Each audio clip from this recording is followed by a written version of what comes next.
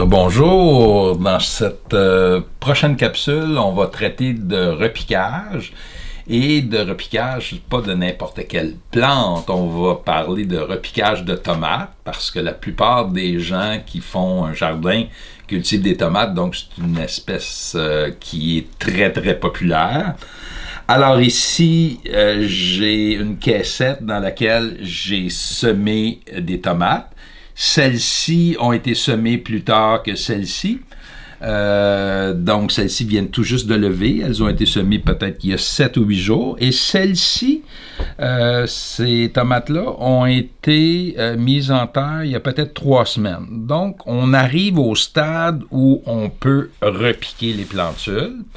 Alors, on a préparé un terreau de croissance qui contient 2 parties de compost, une partie de fibre de coco, puis une partie de perlite. On a tout mélangé ça et on a rempli des caissettes en polystyrène recyclé, je le répète.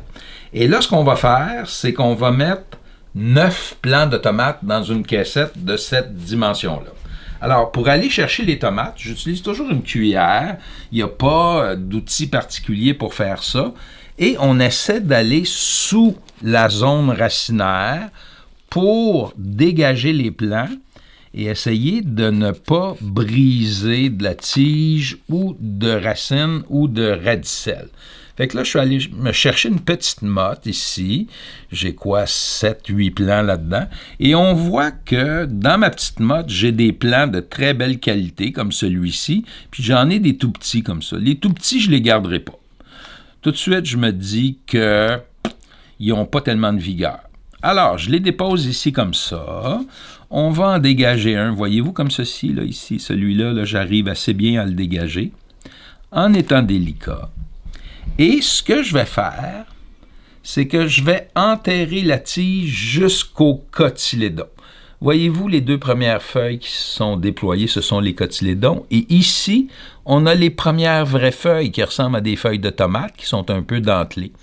C'est un peu tôt pour le repiquage. On pourrait attendre que les premières vraies feuilles soient pleinement déployées, mais comme l'équipe technique était présente à Saint-Didas aujourd'hui, on va procéder au repiquage aujourd'hui. Alors, toujours avec ma cuillère, j'ouvre le terreau pour pouvoir déposer mon plant dans le fond de la caissette et à l'aide de la cuillère, je comble le trou. On va chercher un deuxième plant, on ouvre ici jusque dans le fond, on dépose le plantule et on renchausse à l'aide de la cuillère. Voici notre 3e plant qu'on va installer ici, toujours dans le fin fond de la caissette. Ici, je vais chercher un autre plant de très belle qualité. On en a un 4e ici. Je vais aller chercher celui-ci qui a une belle taille, mais ces petits-là, je ne suis pas sûr que je vais les conserver. Alors, voici un autre plant. Je vais aller me chercher un autre petit paquet de plants ici, comme ça. Toujours avec la même délicatesse, en faisant attention de ne pas rien briser. Voyez-vous, je vais les déposer sur la caissette ici pour me donner un petit peu d'espace pour travailler.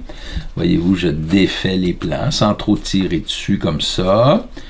Et je dégage mes plantules que je vais continuer à repiquer. Alors, voici un autre ici. Vous savez, quand je suis seul et il n'y a pas de caméra qui me filme, je fais ça très, très rapidement. Là, je prends mon temps parce que je veux vous montrer le travail que je fais.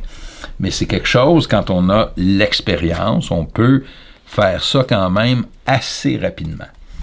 C'est sûr que quand on commence, puis c'est la première fois, on fait attention, on ne veut pas rien briser. Ça, c'est petit un peu.